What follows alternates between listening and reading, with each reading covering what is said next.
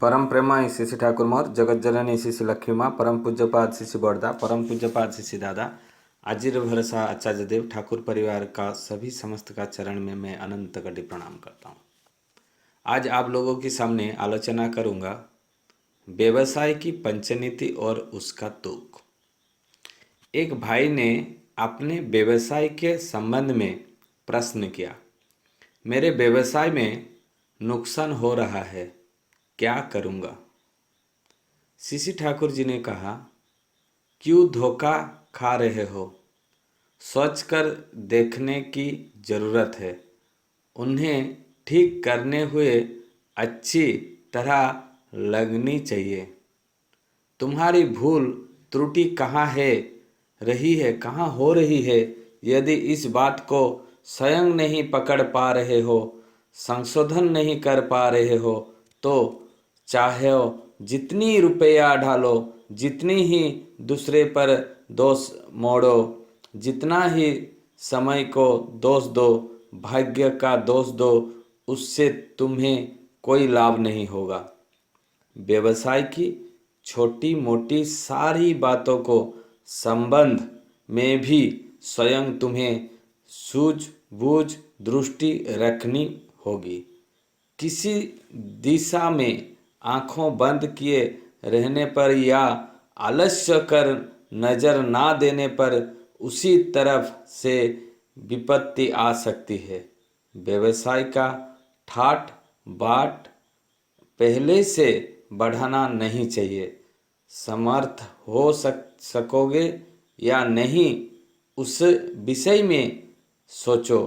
विचार बिना मासिक वेतन पर एक लोग रख कर उस रुपये पैसे का भार छोड़ दिया, यह सब बात अच्छी नहीं है। नितांत आवश्यकता होने पर एक व्यक्ति रखना ही चाहिए और उस पर थोड़ा बहुत निर्भर करना ही चाहिए, किंतु इस प्रकार लगाम अपने हाथों में रखनी चाहिए कि वो अच्छे करने पर भी तुम्हारी क्षति नहीं कर सके। अपनी गलती तथा लोगों की क्षति पहुंचाने के मौका देने के बाद उस पर दोषारोप ना करने से कोई लाभ नहीं। बाकी बकाया देने के विषय में खूब सावधान होना चाहिए। यदि उधार देना ही है तो हिसाब से दो, जिससे समय पर अदाय कर सको।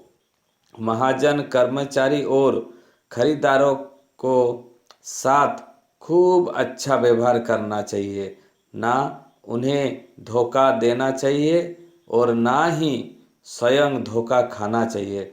किसी के साथ जवान के विरुद्ध नहीं जाना चाहिए या किसी के भी अपने जवान के विरुद्ध जाने देना चाहिए। दुकान का जो लाभ है उसका अधिक भाग व्यवसाय के लिए रखकर बाकी रुपया संसार के खर्च में लगाया जा सकता है। मूलधन भांग कर या खेती कर व्यवसाय के लिए नुकसानदेह है। यदि व्यवसाय को ना बचाओ तो व्यवसाय तुम्हें कैसे बचा सकता है? जो सद्भाव हो, कर्मठ और बुनियादी व्यवसायी है, उनके साथ घनिष्ठ संबंध बनाओ रखनी चाहिए एवं देखना चाहिए कि वो कैसे क्या करते हैं। हर काम से सफलता प्राप्त करने के लिए आवश्यक है ऐसे छोटी छोटी सत उद्भास और सुख सजग दृष्टि, जिनमें ये चरित्रगत है। आँखों कानों खुला रखकर उनका संग साहचर्य करते हुए उन्हें अनुशीलन के माध्यम से आयत्त कर लेनी चाहिए। धोखा खाना मुझे बड़ा इंसल्ट व अपमानजनक लगता है और सभी धोखा मत खाओ। व्यवसाय की पंचनीति, नियमित इष्टभूति परायण होकर उन्नत बाहर से मधुर सेवा प्राण सद्व्यवहार। द्वितीय में है दैनंदिन हिसाब पत्र या उन्नतिमुखी लाभजनक परिचालना। तृतीय है प्रत्यक्ष पर्यवेक्षण। चतुर्थ है जबान के खिलाफ ना जाना। पंचम है लाभ का अंतत 1/4 अंश नियमित मूलधन में योग देना। ये व्यवहार के बारे में मैं थोड़ा सा बताना चाहता हूँ। व्यवहार संबंध में बात उठा सीसी ठाकुर व्यवहार मतलब में समझाते हुए बी एंड हैव अर्थात होना और पाना। अपने आप को अगर पाने का उपलब्ध नहीं बनाया तो पाना नहीं होगा। सबसे ज़्यादा नज़र रखना होगा चारित्रिक विन्यास व फॉर्मेशन के और तभी पाना सहज हो जाएगा। प्रफुल्लता ने पूछा, मनुष्य का भाग्य तो उसका कर्म, आचरण और चरित्र का फल है। सीसी ठाकुर ने बोला, भाग्य शब्द का अर्थ होता है भजन फल या कर्म फल। भाग्य आया है भज धातु से, जिसका अर्थ होता है भक्ति, सेवा, अनुराग, दान, आश्रय, परिपालन, परिपोषण और परिरक्षण आदि। जैसा उसका भाग्य भी वैसा।